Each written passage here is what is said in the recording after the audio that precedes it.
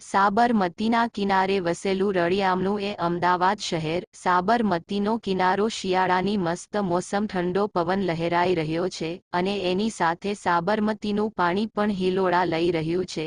Sabarmati riverfront એટલે પ્રેમીઓની મુલાકાતનું એક સ્થળ, જ્યાં સવાર સાંજ હજારો લોકો આવે છે. અહીં રોજ કેટલીય નવી પ્રેમ કહાનીઓની શરૂઆત થાય છે તો કેટલીય પ્રેમ કહાનીઓનો અંત થઈ જાય છે. આજથી લગભગ 2 વર્ષ પહેલા આવી જ એક પ્રેમ ગાથા અહીંથી શરૂ થઈ. એ બંનેની પહેલી મુલાકાતની ગવાહી આજે પણ આ જગ્યા પૂરી પાડે છે અને 2 વર્ષ પછી એ બંને આજે ફરી એ જ જગ્યાએ મળવા આવ્યા છે. આ 2 વર્ષ દરમિયાન એ બંનેની એકબીજા સાથેની ઘણી બધી નાની મોટી યાદો જોડાયેલી છે. નાની નાની વાતોમાં થતા ઝઘડા, એકબીજાથી રિસાવું, એકબીજાને મનાવવા અને બીજું ઘણું બધું. આ 2 વર્ષમાં એ બંનેએ ભરપૂર પ્રેમ કર્યો. આ વાત છે કેયા અને કેયાની.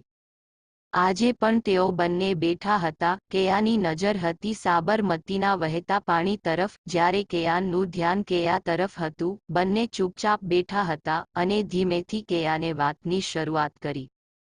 જો કે એક વખત કેયાને અહીં જ આ જ સ્થળે પૂછ્યું હતું કે શું તું આખી જિંદગી મારી જોડે રહીને મને સાથ આપીશ? તો આજે વાત વાતમાં કેયાએ કેયાનને પોતાના દિલનો ચિતાર આપતા કહી દીધું, હું તો આજે પણ તને અઢળક પ્રેમ કરું છું. તારી જોડે રહીને આખી જિંદગી તારી સાથે જ વિતાવવા માંગુ છું, કારણ કે મને ખબર છે કે તારા જેટલો પ્રેમ મને ના કોઈ કરી શકશે કે ના મને કોઈ ખુશ રાખી શકશે, પણ મારા પરિવારની વિરોધમાં જઈને હું તારી સાથે લગ્ન નહીં કરી શકું. અને આટલું બોલતા બોલતા તો કેયાની આંખોમાં આંસુઓનો ધોધ આવી ગયો.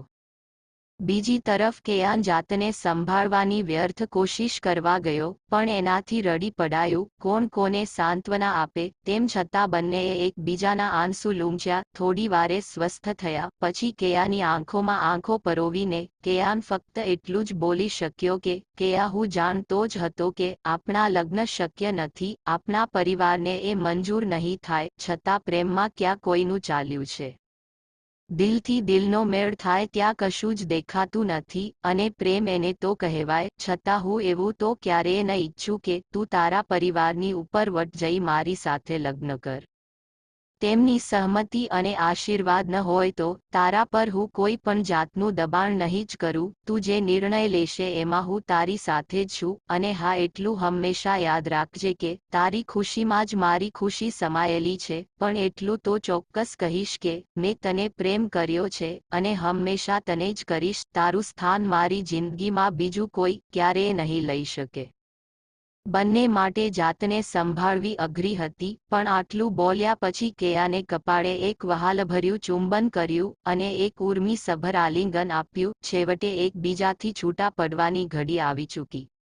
સાંજ થવા આવી હતી અને કેયાને ઘરે જવાનું મોડું થતું હતું. એક આંખમાં આંસુ અને એક આંખમાં કેયાનનો પ્રેમ લઈને તે પોતાના ઘરે જવા ઊભી થઈ. જતા જતા હૃદય પર પથ્થર મૂકીને બોલી કે મારા ઘરના લોકોએ મારા માટે એક છોકરો જોઈ રાખ્યો છે અને આવતા રવિવારે મને જોવા આવવાનો છે. પણ કેયાન કંઈ બોલી ના શક્યો. બસ એના આંસુ સાબરમતીના પ્રવાહમાં ભેગા મળીને વહી રહ્યા.